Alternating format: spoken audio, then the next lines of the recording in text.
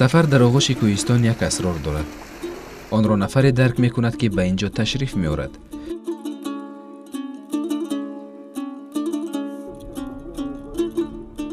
зимни сафар ба яке аз гӯшаҳои зебоманзари кишварамон, минтақаи сангвор, собиқ ноҳияи тавилдара, новобаста аз каме мушкилоти роҳ доштан, ҳаловати он ҳама зебогиҳои табиати ватанамон хастагиву душвориро зуд рафт мекард.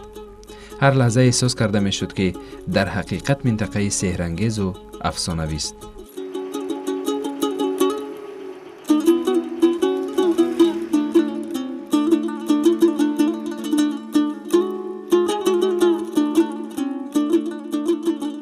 умуман манзараҳо зиёд ҳастанд дар тавилдара. агар мо рӯ ба ҳамун гуфтаҳои пешвои миллат биёрем, мо дар ҳамун асос кор кунем ки соҳаи сайёҳӣ дар ҳамин ноҳия рушд ёбад.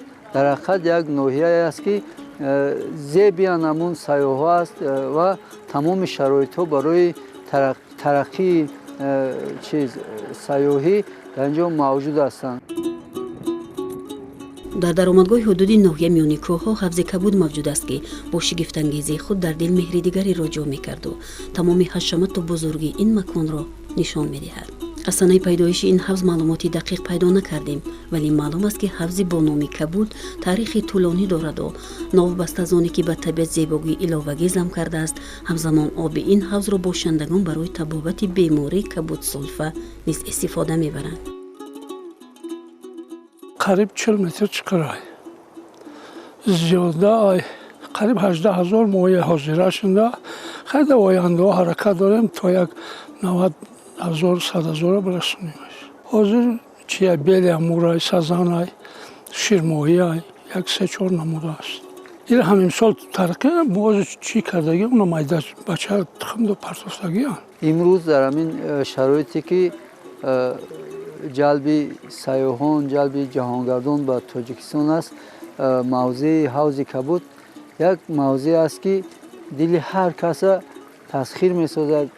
ҳар кас мехоҳад онҷо тамошо кунад, як каме дам гирад, як оби мусаффое дорад ки аз он як баҳра баранд. ба ғайри ҳавзи кабуд дар мавзеи тавилдара ки як бисёр ноҳияи зебоманзар аст, чашмаҳои мусаффои зиёд аст. инҷа дар чашмаи миркалон аст дар деҳаи сари дашт. болотар боз як манзараи зебои дигар аст, марғзор меган. бисёр чашмаҳои мусаффо дорад, ҳатто моҳиҳои чиз дорад, гулмоҳии зебо дорад ки унҷа ҳам ҷои сайру тамошо аст ва метавон унҷоро боз ҳам ободтар кард то ки мо тавонем ҳамун сайёҳое ки дар ноҳияи мо меҳмон мешаванд ҳамҷо тамошо кунанд ва як лаззат баранд. агар қаблан ин ҳавз танҳо барои тамошо ва истироҳати мардуми дохил ва хориҷ маҳсуб мегашт, ҳамакнун сокинони деҳа тасмим гирифтанд ки дар ин мавзеъ рушди моҳипарвариро ба роҳ монанд. ба қавли Хушвақт Муродов, 6 моҳ қабл барои санҷиш гузаронидан аз дигар минтақаҳои мамлакатамон теъдоди 18 000 моҳиҳои зоти маҳаллӣ ба ин ҷо овардем. аз таҷрибаҳо маълум аст ки оби ҳавзи кабуд барои парвариши моҳӣ мутобиқ аст. тоза якмуш худаш чишма дора, баъд обуш поён мегзара. обуш надора. обу ба нӯшокира мешава, чӣ надора. худаш ширмоӣ дошт. яке хай ба ӯ дараҷа яка чира набуд. озин имсол хӯ сарина диёрам чукум оё. маълума ки шида истода сохи. дар ояндаҳои шоглум мешава бо нахстар. ҳар рӯзаш дода истем хӯрокамо. ҳар рӯз метием хӯрок. то бе хӯрок намешава ира. ина макашу метием ҷавари انا چی جرمای گندم سبوس هر نمود هر خدمت میتیم شو اردینا و همیار نغز میبینن نون میگم این زمان در حدود نوعی سنگور 65 نامگوی یادگارهای تاریخی به خرج گرفته شده است. از جمله یک عدد آن حضرت برق سرمست ولی ماهیت جمهوری داشته، باقی مانده همه ماهیت محلی ناحیوی دارند. از جمله 65 عدد نامگوی یادگارهای تاریخی فقط حضرت برق سرمست ولی با دستگیری حکومت جمهوری تعمیر کرده شد. باقی مانده یادگارهای تاریخی با تعمیر و ترمیم نیاز دارند. ما با تشبث مؤسسات تعلیمی، با تشبث با دستگیری جماعت‌های دهات و مخصوص با یاری مقامات اجرایی حکومت دولتی نوعیه مؤسسات تعلیمی را وسیله‌دار کردیم برای تازه آزادی نگاه داشتن یادگارهای تاریخی در حدود دهه‌ها هستند. ایساگذار باشن تازه نگاه دارن را جماعت‌های دهات قدیم در علاقه هستیم که زمین‌هایی که یادگارهای تاریخی در آنجا محفوظ هستند یمن و ایسیانی در آنها باید نرسد، یمن ساختمان نشد، یمن کس دخالت نکند و از گوییم که وضعیت یادگارهای تاریخی همیشه ما با جماعت‌های دهات تماس هستیم و با خبر هستیم.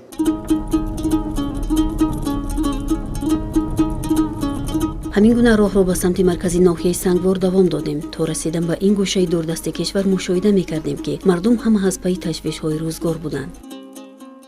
حال این های تمیره ریز خطی لگردی اوتا ها راست خیرمان اونا خیرمان سایی رای اونا اونجا ده انا اونجا میره بعد خونه سایی انا های کم تبره.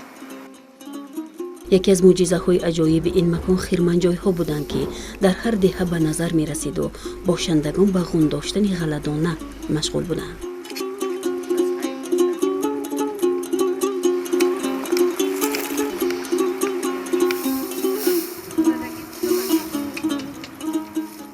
من اینا که 84 میرم ما مایداب دیم همینجا ده کالخوز بود.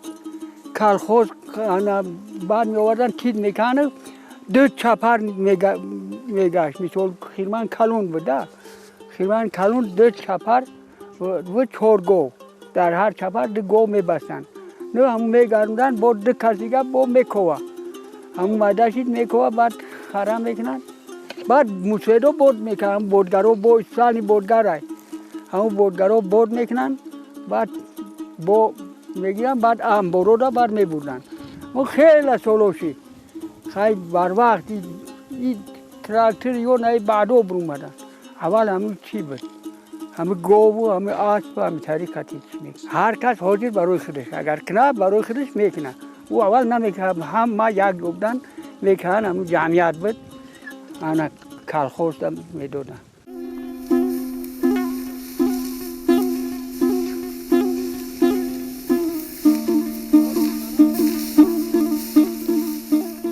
ما در خیرمنجای بابای اسمان قرار گرفتیم. معلوم شد که او از واسطه‌های تکنیکی کم استفاده میبرد و کشتی کردهش را با اصول باباگی یعنی با اسبایش میکوبد. با گفت بابای اسمان مراسم خیرمنکوبی از قدیم همین گونه صورت میگرفت. حالا جوانان به این عنعنه کم توجه دارند. او قصور نمیکنم میگوشو میگم باشم تاریخ در کار میگن شما در اصل 20 بده شما حاضر اصل 21 اصل 21 این دیگه تکنیکا و نوی چیز زیاد شده است همه چی حیله و نیدن بسیار شده است خیلی ما دوری ما هم تاریخ بداخل این انا حق میره من هیچ بس نمیکنم میگه این عمال اینا در نو بالا دورم یک 30 ساعتی اون گردیم میکارم همون گندم همون را هر طور گندم میکارم اونا پرسو میگم نقصید همون یک خوب میچوشم همونجا 10 تا 12 خوب میگیرم نه پرسول اینا حاضرم همون ارد چی که شدیم.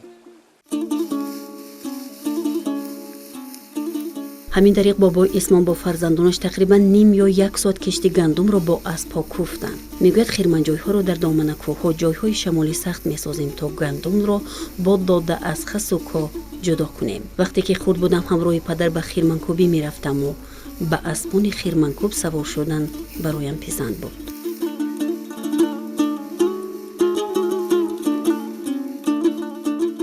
خیلی که دایی و ندو تادش تودا تکنیکای مثل کمباین مثل تراکتور یا چیزای و او میکنن. ای انا کوهستان دا ما تاری تکنیکو نیست.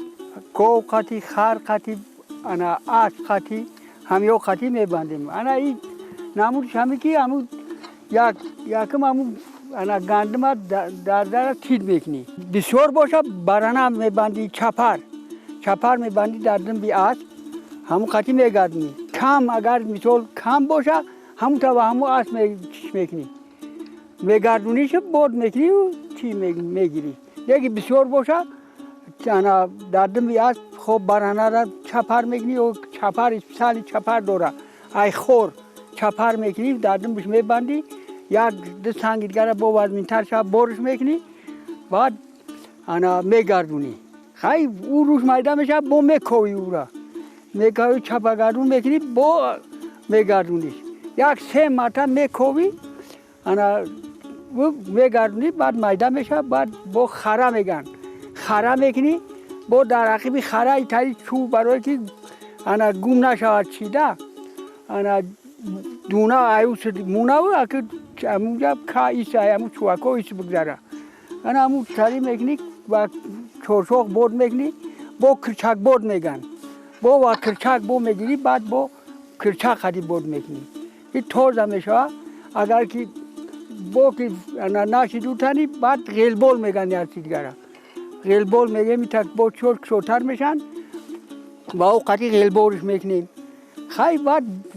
گندم شکی گرفتیم بعد میبریم بعد میشیم در خونه ضعیفا میشین بعد خوق میکنن بعد اوسیوب دا میبریم اور میکنیم لیکن نونی و مزه نقل میشه این تاری انچوره این تاری ساقی وره چی نمیشه ملایمی نقل میشه نونی گندمی. مردم حاصل گندم را بعد از خرمنکوبی در جویبارها میشویند و آفتاب میکنند زیرا از گندم شسته هم نان با لذت میآید و هم به کار آسیابانها مانع ایجاد نمیکند. این کار را زنها انجام میدهند اما بابای اسمان در این کار نیز به کلین و نبیره‌هایش کمک میکند. این اشی تودا خرید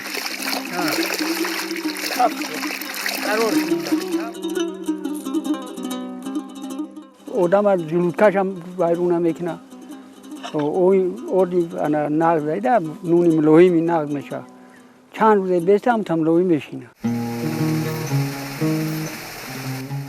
چرخی آسیابی بابای بیکیارف که پدر بزرگش ساخته بود سال هاست گردان است.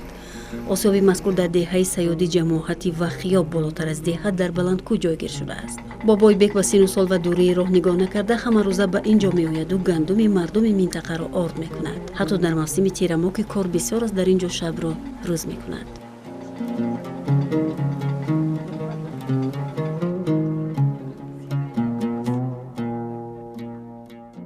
این سال 71 همینجا اومدیم و همین را ساز کردیم.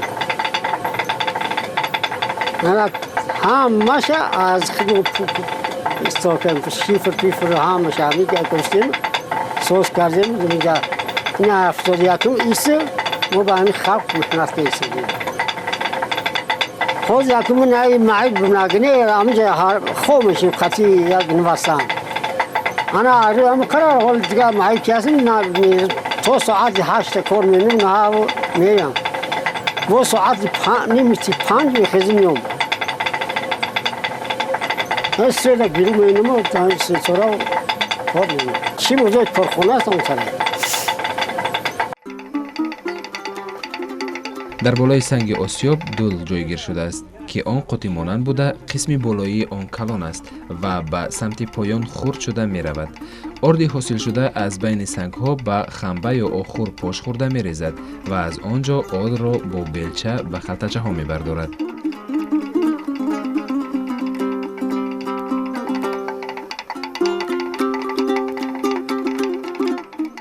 نمود همین سفیدکش باشه کلک میگن که همو باشه که ملوی او سفیده این ایش امالی کم کم شخک داره سرخ شوپای سف ریخه میشه پیش در همون شیل چودر دخترم را او قطع میشتنش دیگه قطعی و دیگه کلون هستن تمام می‌دوختمشون میشتم می‌گفتشون میشتم قبول نمی اون غاز دام ای اون مال دینا کارم گندم می‌آورد کارم که یک خوشور کنم نگاه کن ولی سانکسیاش است غاز اموخ گردی خوب خواه می سانگ میگیره اوزه در جایی که آبروت زیاد بشه کم میشه اگرچند سین و سالش نزدیک به 80 رسیده است و فرزندان کاری او را در این آسیاب قبول ندارند، اما بابای بیگ خود را هیچ به آسیابش تصور کرده نمیتواند، زیرا او از این عمل نه تنها کمک به زندگی میکند بلکه کار کردن را مفید به سلامتیش نیز میشمارد. صبر منم از برای که استودن من ممکن نیست باید که من همه روز هیچ نیم دستار بیت سیچات شوسا نیم کیلومتر باید چی کیلومتر راه گردیم برای همی ارگانیزمی و حیوانجو من همون پرافیزی گو با هیچ محل قرار نمین اوست بجم برای که بیستی همین فوق معی میشه دستور معی میشه که همه نمیذاره منی و یاگون کار نمینه همین عمرهای همین قشید اینه که 21 سالش شوفری کردم 15 سالش داره همین راننده ماستر کار کردم انا دیگه این که دارم اوستادم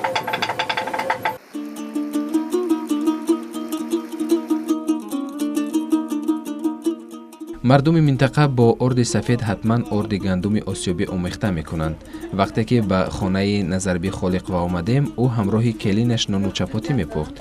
بانوان میگویند وقتی ارد سفید را تنها نان میکنیم کلچه، نان یا فطیر تیز صفتش را گم میکند، اما در آمیختگی با ارد گندم آسیابی نان دیر باز ویران نمیشود. نون گندم نظر و نون خیل این مغازینی ارد مغازینی او تستر سرخ میشه بام لوی ما کوک نمیشه مثال نه یا روز دنون میبندی کوک میشه نون گندمی نه در 3 روز میساده بعد چی شود کوک شود با خشخرای نون گندمی ارد یکم میگیریم با یک تا دیم میگیری بعد مثال 3 لگن یکم که گرفتی با 2 تا ای گندمیش میگیری بعد ارارش میکنی میبندی.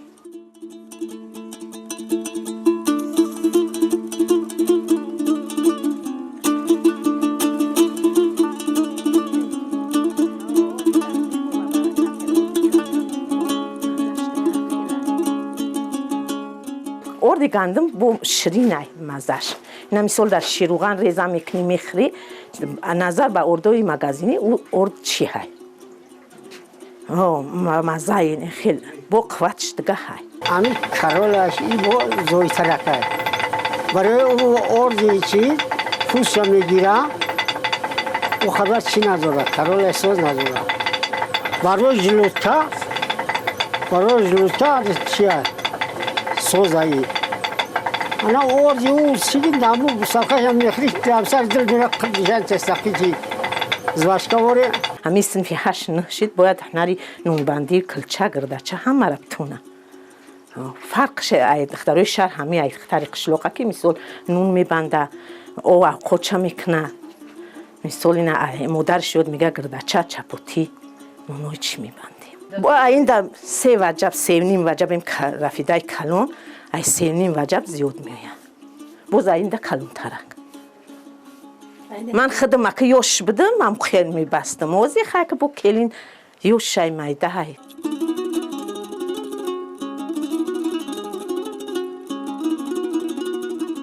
نان و چپاتی های مردمی سنگوار نیز در حجم و لذت از دیگر محل ها تفاوت داشت. از بس که اینجا محصولات شیری و روغنی استحصال دستی فراوان است، آنها گاه در خمیر شوریده شیر و روغن استفاده میبرند. به قبل این مادر مهمتر از همه وقتی که خمیر را با تمام صنعت شوریم، نان بی روغن و شیر هم با لذت می آید.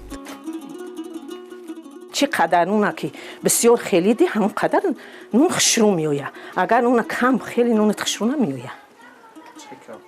اوخی اگو کسی که کمتر نیم کلا خیل میکنه میپرتویه اوه پر که خیلی نون تصمه میشوه نون شروع میویه او چامون نشون مدادن نمیتونستیم بعد خیلی که مکتب تیار کن نشون مدادن مدرم خمیر کنی رو بستنی رو خیلی در زندگی عذاب نکشیدیم دیگه бастем меҳмон вирезмон чие ки боша ҳама нуна баста метунем меҳмон гузарон мекунем хеш табора мисол гузарон мекунем туёнда гузарон менем ҳамара ина ноной ами ҷои мо нояи сангбор нои гирдача мекунем чапотӣ мекунем дар маъракҳому дар туё дар ҳамаи чизо гирдачаву чапотӣ килча мекунем инаи гирдачаро дар шурбо дар ҳама чапотиам шурбон дар шакаро ҳамиё мехӯрам ман ай 20 сол зиёд нун баста истодам 45-60 бир омадам ина 4-5 сол шид хелин мебандам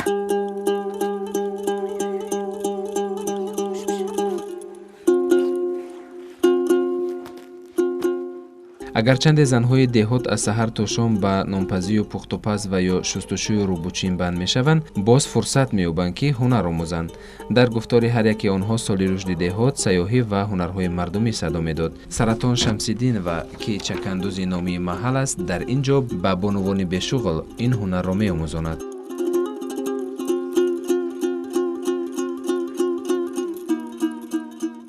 духтарони мо ба духтани либосҳои кашидадӯзӣ, попуридӯзӣ, қироқидӯзӣ шавқу рағбати зиёде доранд. соли 2019-2021 эълон гардидани рушди соҳаи деҳот, сайёҳӣ ва ҳунарҳои мардумӣ бисёртар ба ин касб шавқу рағбати зиёде дошта бошанд. ҳунарҳои мо нисбат ба дигар минтақаҳои шаҳру ноҳия дигаргуниҳои зиёде дорад. духтани имсол духтарони мо аз ҳисоби нисбати ҳамин шавқу рағбати зиёд доштанашон дар озмуни садранги чакан сазовори ҷой гаштанд. дар ин минтақа низ шӯъбаи маркази таълимии калонсолони тоҷикистон амал мекунад.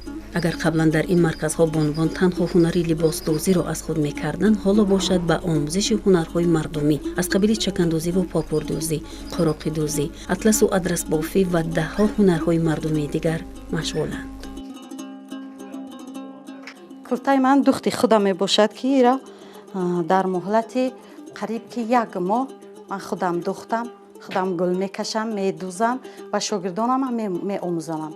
ин духт ки аз бобову бибикалони мо ба мо мерос мондагие ки мо чаканиҳои бисёр дорам духтагӣ ай очаму бибиву бибикалону дар мо мерос мондагиан айрӯи гилои ҳамо мо ин ҳунарҳоро эҳё кардаем истодем.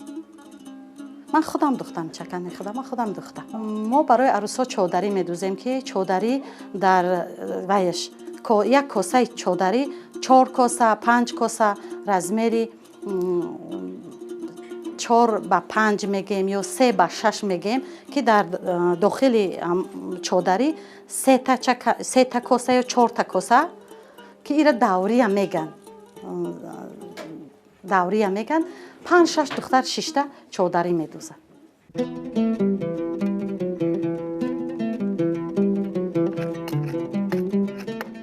мардҳо низ дар баробари занҳо дар эҳёи ҳунарҳои аҷдодӣ саҳм мегузоранд. давлатназари ғоиб ҳунари созтарошию армоғонсозиро интихоб кардааст. масъули эҷоди ӯ дуторҳои зебо, табақчаву кӯзачаҳо ва дигар маҳсулоти чӯбин аст ки бо санъати ҷолиб сохта шудаанд.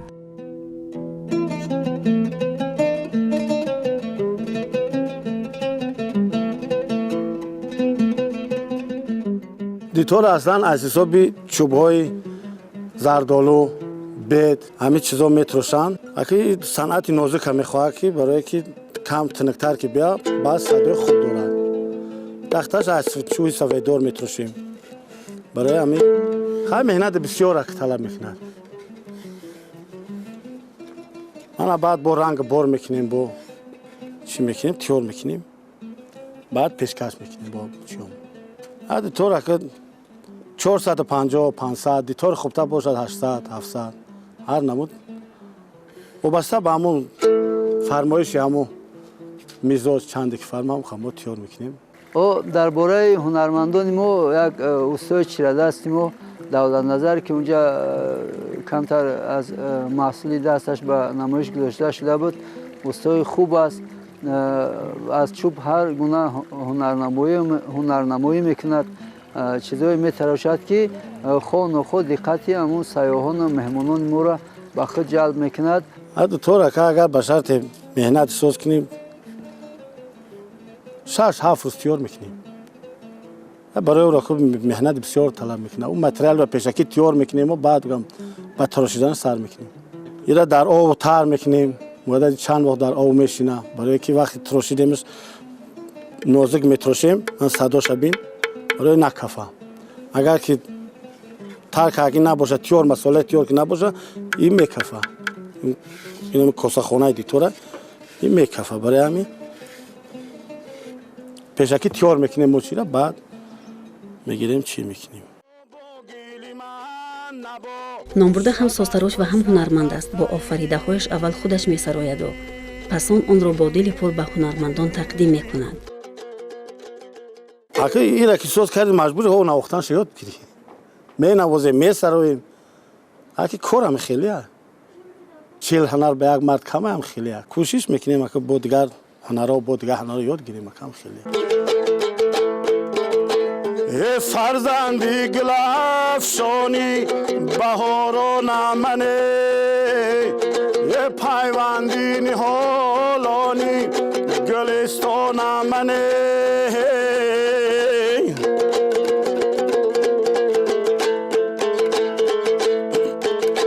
ای او با گیلی من نبا شد از پشتای پستایی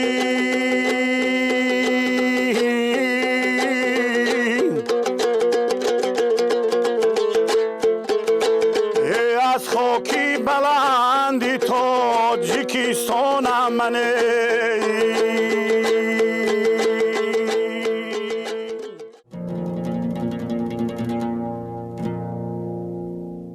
یک کارسون کلون کم شپش شما قرار نگاه دوری اینه میخواه خیلی بکشنی این استیک کنی نمیتا شکر کنی خشو کنی بینی در پیول ها بگیریم گوی شمور بکنی نیست شمور غاب زنیم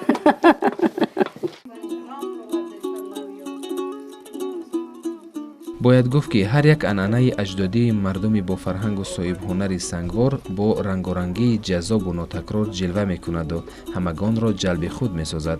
وقتی که مردم سنگوار عروس را به خانه داماد گسیل میکنند 3 روز قبل از توی حلوا میپزند. خاله فضیله رحمان و بهترین حلواگران دهه را به خانه‌اش دعوت کرده برای توی عروسی دخترش حلوای سفیدک آماده میکردند. ما نمی مراسمی توی پیشواز گرفتن نمی چیزای عروسی را تیار میکنیم. حلوا میکنیم، کرپه و کپچه میدوزیم، چادر میکنیم. همه چیزا را تشکیل میکنیم تا همون روزی عروس براری را. روغن هم اندازیم بعد اردر میدوزیم. بعد 3-4 زنک ده همین کفگیرا قطعی همین خیلی میکویم. ارد در روغن سرخ میشود.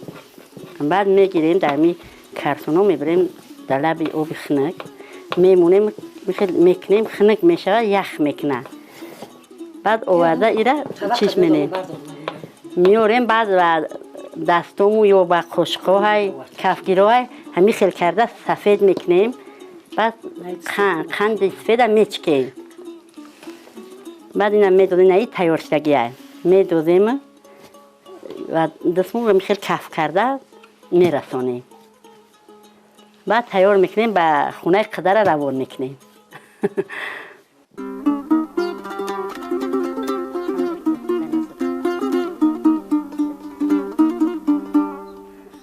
زنهای حلواگر ارد و روغن و خاکه شکر و همین گونه آمیخته کرده با دست یا قاشق چوبی لط میزدند. بعد از تیار شدن نصف حلوا را در طبق و باقی مانده را در پیاله و لعلیچه ها برای هدیه آماده کردند. خیلی قدیم اومدگی که توشه عروس میگن.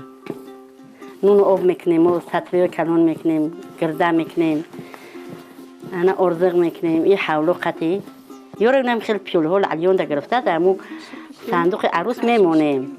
بعد همون قده همین توی یکیو میروند که همین یک پیوله به یک توی یکشه میده یک تخیل به خیش تبورشه میده. در وقت اختنا عروس کردن خیلی حدود همین 6 تا خزر میخریم میکنیم. در او دوره ما در فلکو میبردن، فلکوی 50 کیلو در روغن می‌زدن میبردن. این تای کسون 5 6 تا میکردن. با یه چیز دیگه ریوج بود. او را میکردن. میگرفتن میومدن. خودی خیلی کم شده است.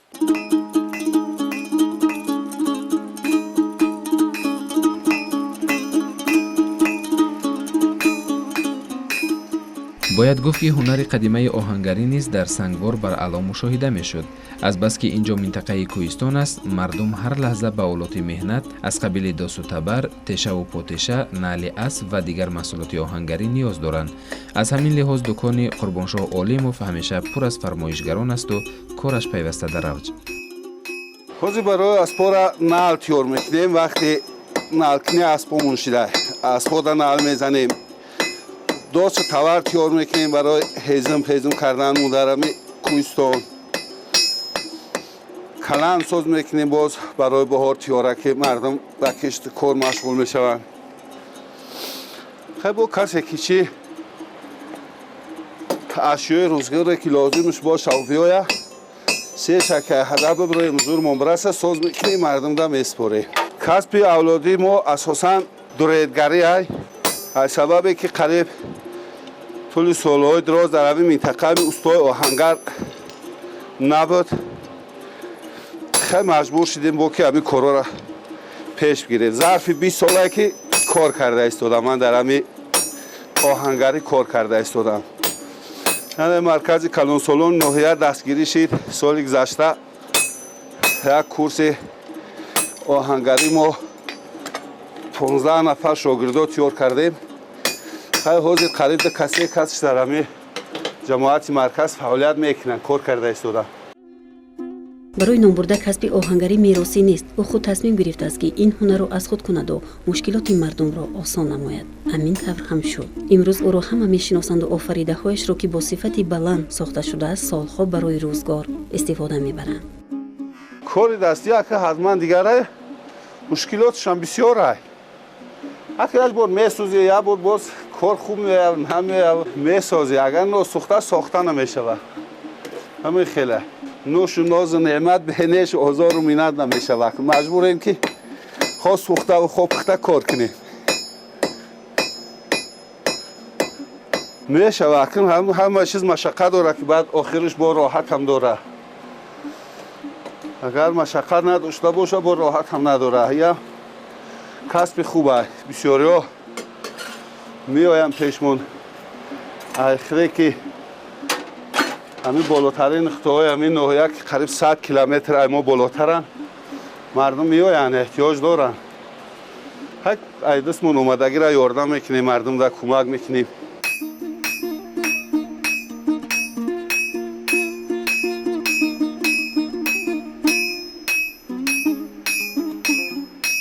ما هم برادر کلانیمون درگیر بودن که وقتی که اسب داشت همین آهنگرها چند کسی بودن به سنه پیری رسیده بودن و بحث کردن دیگر هیچ کس نبود. همین برادر کلانی ما به خاطر اسباش مجبور شد رفت آموخت خسرش در درواز در جماعت سغردشت رفتن همونجا در همین کار آموختن.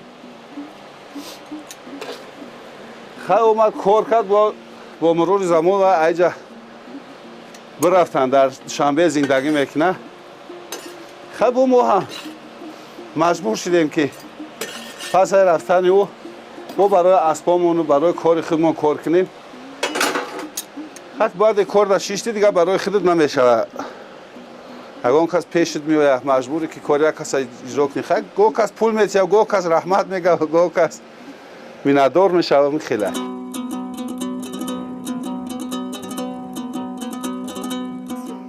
تنیره در برابر دیگر طعم‌های ملی این منطقه خیلی معمول است. این خوراک را بانوان از دانگی‌ها برای ذخیره زمستان آماده می‌کنند. تنیره خوراک ملی با زمستان تیاری می‌بینیم. زمستان گولک چی نداره میدازیش، یا میدگر دیگر شیره میشکنی میریزیش. اوقات ملی میخره گولک.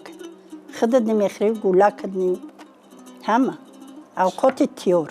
اونم تا قاقش مینیم خروتش میچکنیم قاقش میکنیم اینا گندم میدوزیم لوبی نخود اینا برگ پیاز چکه همه میاره میدوزیم ارارش میکنیم خرود میچکنیم یک کسل میشه یک چی میشه اوقات ملی اوقات تیوره میخری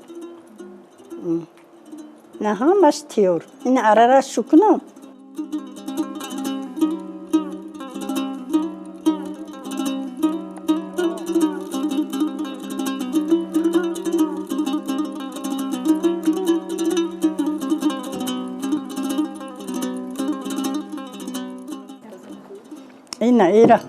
اینا ارارش میکنی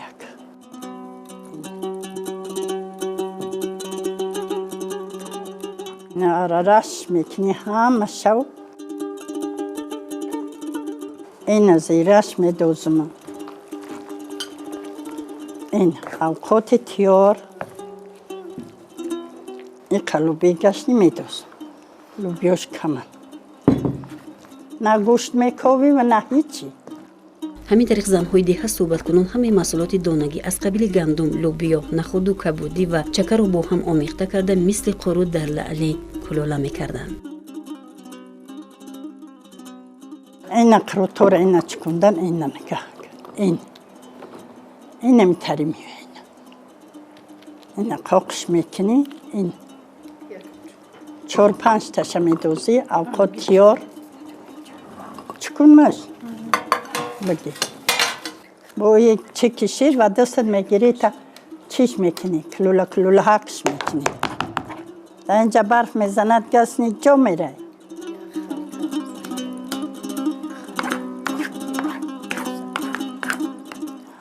مرا ذخیره مینیم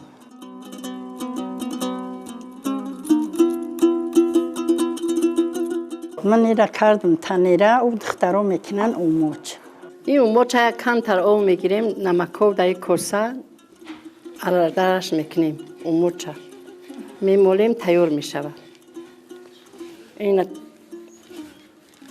اگر یک با هیله کنیم اگر رنگ برنج میآید حاضر و دست مینه دست تیار میشود هیچ چیزی نداره در ترکیبش فقط آب و نمک هیچ چیزی نداره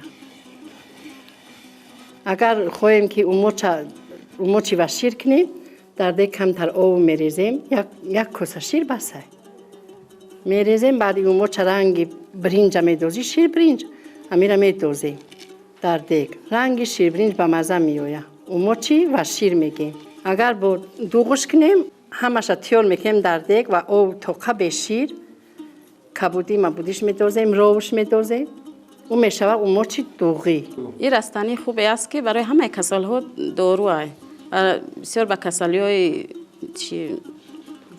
کسل پوست و داولینی این چند نمود میکنه میخریم در کوهستان خیلی کوهستان میارن خونه در چی میکنن میشیم پوست میکنن توزه میکنن دیگه در میجوشونن قاق میکنه میگیریم بعد زمستون تایستون میکنی دوغیش باشه یا که شیری باشه پگاهی میکنیم روجوش میگن خیلی که ماماهای ما هم روجوش میگفتن حاضر امیران میکنن در همه کوهستان من شیر قطعی نمیکنن بسیار داروی خوبه اوموچی شیرینده نمیدازن یا شیر اوموچی خالی شیر خالی میکنن اگر بخواهن رو نمیدازن بسیار به مزه میآید بعد داروی گرمه برای چند کسل گرمه انا دوغش نمیکنن مثال برای داولینی با دوغ قطعی میکنن میخورن خیلی نمود دیگه کنه این خوبه پودینه و هر قطعش همراه میکنیم و میخوریم این اوموچی ما تیار شد اینا در دیگ شیر می اندازیم و اینا می دوزیم میخوریم میکشه میخوریم اوموچی و شیر اگر خواهیم که شیرش ندوزیم او قطعی میشود کبودی میدوزیم یا گومه در چایدش میدوزیم سوزی پوزی میدوزیم این رنگی خیلی شیره بوری اوموچی و شیر و چی میشود دوغ میکنیم میخوریم دوغش عبیده میخوریم برای خیگان زکام سردرد امتحای دوغش بسیار فایده آور است این اوموچی و شیر سحری میخوریم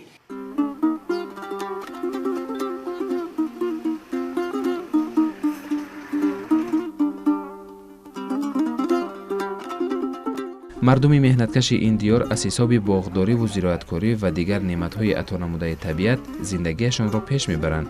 Дар ин макон дарахтони себунок бештар аз ҳама парвариш мешаванд. Ин ҳам як василаи рӯзгузаронии мардуми деҳа ба ҳисоб меравад. мо ҳам сево рехтагия мечинем мегирем, баъд хушроша о баъд мегиранд, калонтароза ҳис мекунанд ё ки меян мебаранд. Им рехтагиёша мечинем, пора мекунем. Барои компот, барои исроф наша, барои компот, барои чи мекунем, мехӯранд гулако. 10-15-20 таран мекунанд. Безебоша, пустагиёша, бе говмола мечинанд, метам и тозоша барои худ мо бисёр мешавад. Бода ҳавои тоза дора, кутаик зиндагиш созай, ҳамаш витаминай. Ай хуча, ай ҳама чиз. бонвон аввал себунокҳоеро ки аз таъсири бод меафтанд бурида хушк мекунанд. Ин корро ҳар хонавода сарҷам бо фарзандонашон анҷом медиҳанд.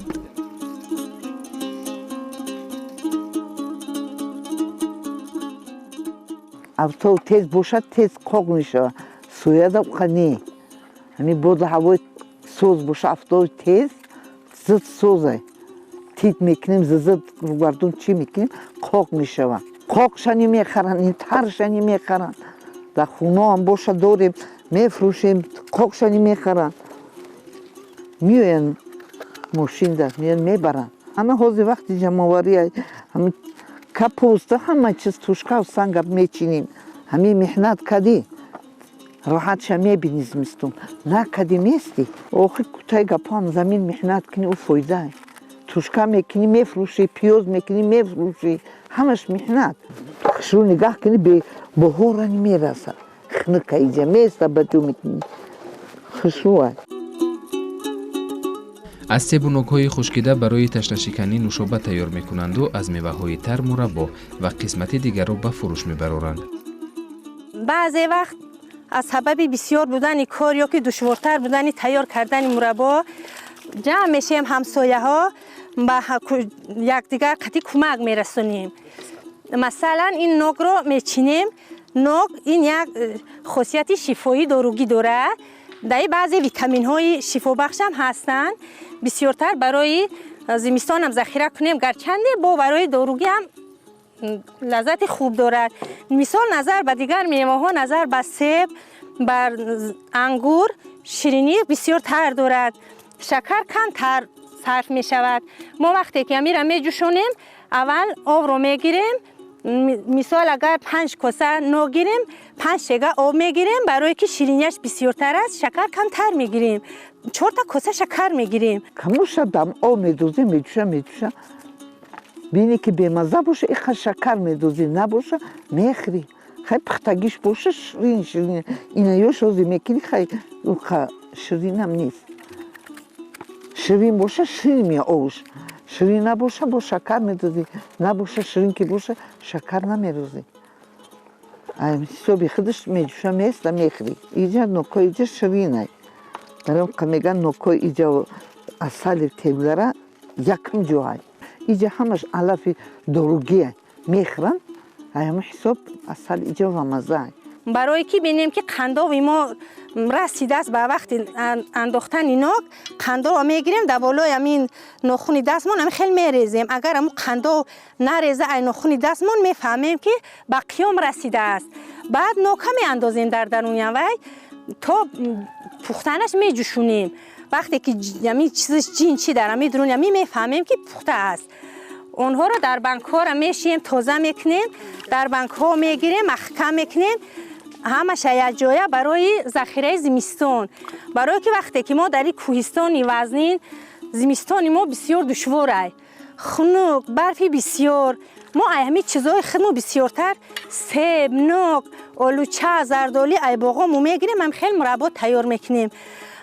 аз сабабе ки душворӣ накашанд, мисол мардҳомон вақти кам доранд, ба ҷамъовари ҳезм, ба овардани алаф, нигоҳубини гову мол, чорвои майда, барои ҳамин мо занҳо ба мардҳо ёрдам карда хӯрока ҷамъ мекунем, захира мекунем барои зимистон.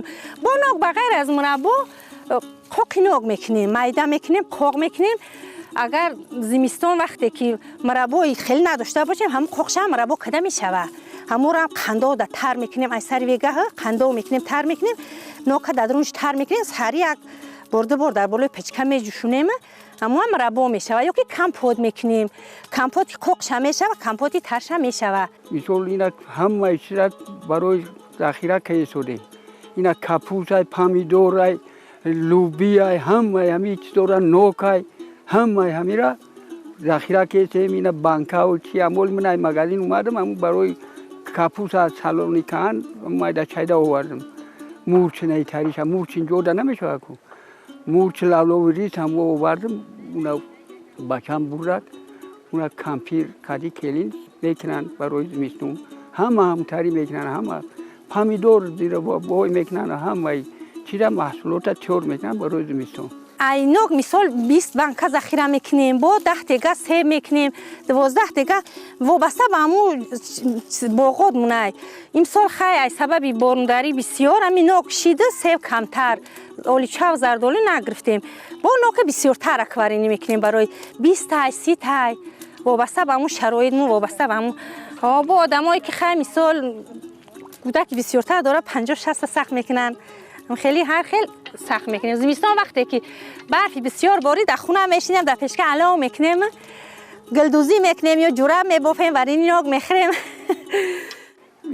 اینا نوکا ای زمین ای بولوش میگیریم مثال ذخیره میکنیم انا ایش که میغلطه ایشا با انا زنکو میگیرن پورا میکنن مربا میکنن و برای انا خوردن خمو چور میکنن او شب با میبرن میفروشن در بازار او یکی ذخیره که در بازار میفروشن یجگورین بیار سنگیمو یجگورین پخته تردی تیار کردنشن شومتن سختی بعد نه کم ترک ملایم باشه سختی بعدش بیزیب میشوه او نه یک علامو میسوزه بن تجگوری را میپزیم افز احفاقل دیگه بکوکی نه چسفتش نه اینم سیاه نمیشه سیاه هم شود در نمکا ترش میکنی تازه میشه آبجوشو نمیکنیم با این خیلیش مزهش با بسیار تره خلاص مردم زحمتکشی ناحیه سنگوار با شکرگزاری از صاحب استقلالی مملکت هر ذره نعمت وطن عزیز و محبوبمون را ثمرناک استفاده میبرند. دل میخواهد که هر زمانت بینم این رای درازی در میان افتاده